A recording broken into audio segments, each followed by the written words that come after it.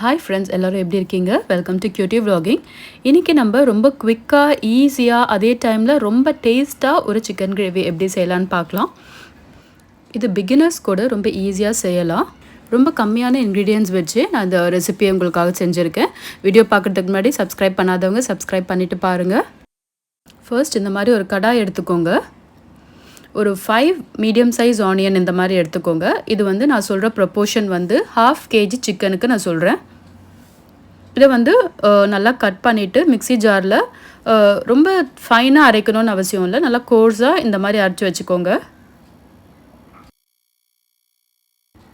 இப்போது இந்த கடாயில் 3 ஸ்பூன் ஆயில் ஊற்றிக்கோங்க. ஆயில் லைட்டாக ஹீட் ஆகட்டும். ஆயில் ஹீட் ஆகிடுச்சு. இப்போ நம்ம அரைச்சி வச்ச ஆனியனை இப்போ ஆட் பண்ணிக்கலாம்.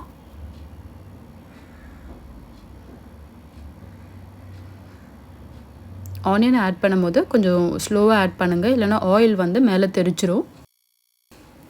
இந்த chicken gravy chapati, idli, dosa, rice எல்லாத்துக்குமே ரொம்ப நல்லா செட் ஆகும். இந்த ஆனியனை நல்லா வதக்கி விட்டுக்கோங்க. ஆனியன் வந்து இந்த தண்ணி இல்லாத மாதிரி நல்லா திக்காக வரணும். அந்த அளவுக்கு இதை நல்லா சொட்டே பண்ணி விட்டுக்கோங்க.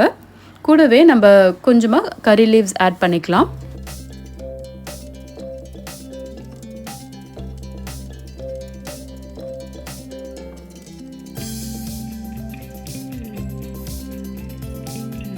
ஆனியன் வந்து இந்த கன்சிஸ்டன்சிக்கு வந்ததுக்கப்புறம் 1/2 kg சிக்கனை நல்லா வாட்டர் இல்லாமல் நல்லா க்ளீன் பண்ணி வச்சுருக்க சிக்கனை ஆட் பண்ணிக்கலாம்.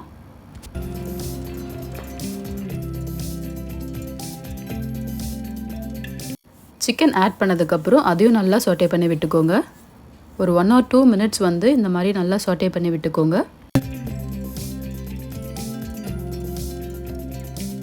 இதில் வந்து நம்ம தக்காளியோ இல்லை எந்த மசாலாவோ எதுவுமே நம்ம ஆட் பண்ண மாட்டோம். ஆனால் டேஸ்ட் வந்து வேறு லெவலில் இருந்துச்சு. நீங்கள் கண்டிப்பாக ட்ரை பண்ணி பார்த்துட்டு எப்படி இருந்ததுன்னு கமெண்ட் பண்ணுங்கள் ஃப்ரெண்ட்ஸ். என் சனுக்கு வந்து லஞ்ச் பாக்ஸ்க்கு வந்து நான் அதை ப்ரிப்பேர் பண்ணேன். ரொம்ப நல்லா இருந்துச்சுன்னு அவனும் சொன்னான். ரொம்ப குவிக்காக மார்னிங்கில் நீங்கள் செய்யணும், சிக்கன் செய்யணுன்னா இந்த மாதிரி ட்ரை பண்ணுங்கள் ஃப்ரெண்ட்ஸ். இந்த ரெசிபி செய்கிறதுக்கு எனக்கு ஜஸ்ட் 10 minutes தான் ஆச்சு. சிக்கனை ஒரு 1 or 2 minutes இந்த மாதிரி சாட்டே பண்ணதுக்கப்புறம் கொஞ்சமாக மஞ்சத்தூள் ஆட் பண்ணிக்கோங்க. கூடவே கொஞ்சம் சால்ட், இந்த சிக்கன் வேகிற அளவுக்கு லைட்டாக சால்ட் ஆட் பண்ணிக்கோங்க.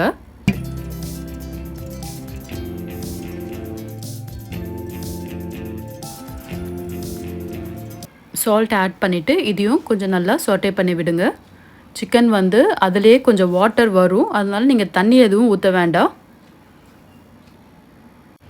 சிக்கனை வந்து இப்போ நல்லா சாட்டே பண்ணிவிட்டு கொஞ்சம் க்ளோஸ் பண்ணி வைக்க போகிறோம். என்னடா சிக்கனில் வந்து ஜிஞ்சர் கார்லிக் பேஸ்ட் போடலேன்னு பார்க்காதீங்க. இது வந்து ஒரு 50% குக் ஆனதுக்கப்புறம் தான் நம்ம இஞ்சி பூண்டு பேஸ்ட் ஆட் பண்ண போகிறோம். இது நல்லா சாட்டே பண்ணி விட்டுக்கோங்க. ஒரு 5 minutes வந்து இது வந்து அந்த சிக்கன்லேருந்து வர வாட்டர்லேயே இது நல்லா குக் ஆகணும். ஸோ இதை க்ளோஸ் பண்ணி வச்சுக்கோங்க. இன்பிட்வீனில் வந்து ஓப்பன் பண்ணி சாட்டே பண்ணி விட்டுட்டே இருங்க. அப்படி இல்லைனா சிக்கன் வந்து கடாயோடு சேர்ந்து அடி பிடிச்சிரும்.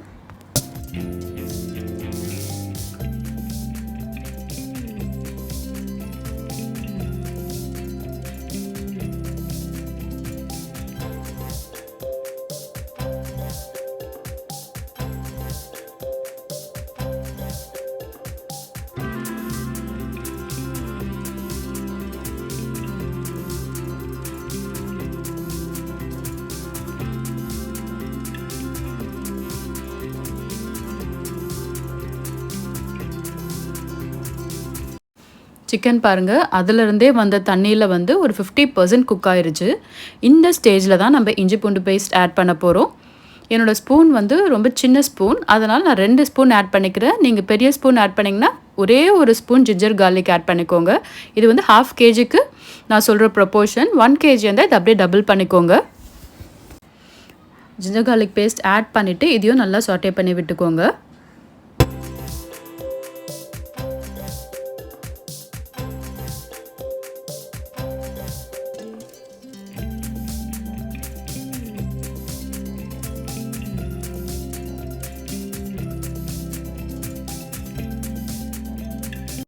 ஒரு 1 or 2 மினிட்ஸ் இதை சாட்டே பண்ணி விட்டதுக்கப்புறம் இந்த இஞ்சி பூண்டு வாசனை எல்லாம் போனதுக்கு அப்புறம் நீங்கள் வந்து வெறும் மிளகாத்தூள், அதாவது தனி மிளகாத்தூள், ஆர்டினரி சில்லி பவுடர் ஆட் பண்ணிக்கோங்க.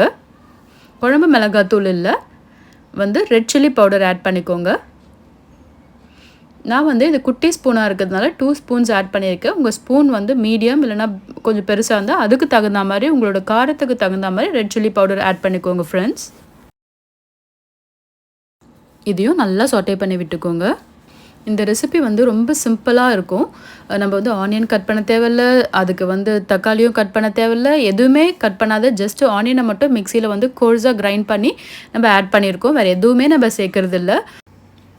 எனக்கு ஞாபகம் இருக்குது, நான் ஒரு 9th ஸ்டாண்டர்ட் படிக்கும்போது எங்கள் அம்மாவுக்கு வந்து சிக்கன் செஞ்சு கொடுக்கணுன்னு இந்த ரெசிப்பியை வந்து அம்மாட்ட கேட்டு நான் இதை ட்ரை பண்ணேன். இப்போ எனக்கு அந்த ரெசிபி செய்யணுன்னு ஆசையாக இருந்ததுனால நான் செஞ்சேன். டேஸ்ட் வந்து ரொம்ப அல்டிமேட்டாக வந்துச்சு ஃப்ரெண்ட்ஸ். கண்டிப்பாக நீங்கள் ட்ரை பண்ணி பாருங்கள். இப்போ நான் கிரேவி வேணும்னு சொல்லிட்டு கொஞ்சமாக வாட்டர் ஆட் பண்ணிக்கிட்டேன்.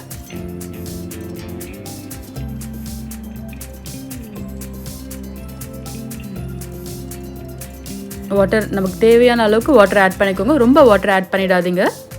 ஒரு 1/2 டம்ளர் இல்லைனா ஒரு 3/4 டம்ளர் ஆட் பண்ணிக்கோங்க வாட்டர். இதை நல்லா மிக்ஸ் பண்ணி வச்சுக்கோங்க.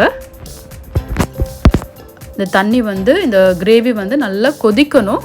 ஒரு 3 or 4 மினிட்ஸ் வந்து இந்த கிரேவி வந்து கொதிச்சா அந்த சிக்கனில் அந்த காரம் எல்லாம் நல்லா இறங்கிரும்.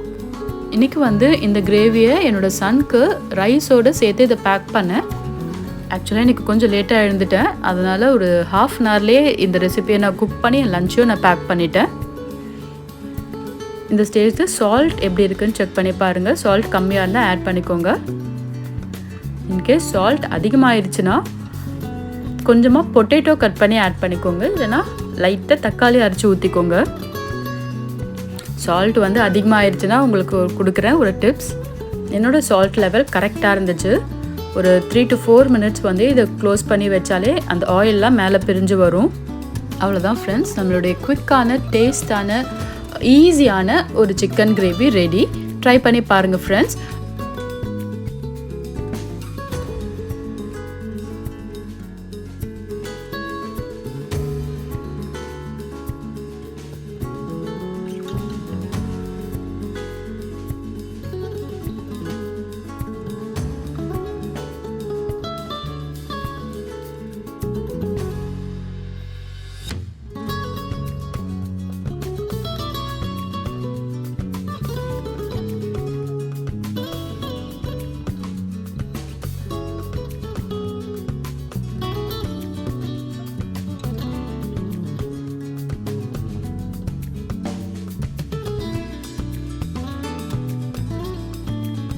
இந்த வீடியோ உங்களுக்கு யூஸ்ஃபுல்லாக இருக்கும்னு நினைக்கிறேன். லைக் பண்ணுங்கள், ஷேர் பண்ணுங்கள், கமெண்ட் பண்ணுங்கள், மறக்காமல் பெல் ஐக்கானையும் கிளிக் பண்ணிக்கோங்க.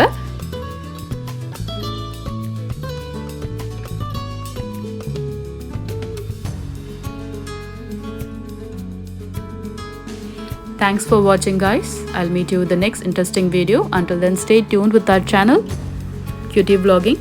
Bye bye.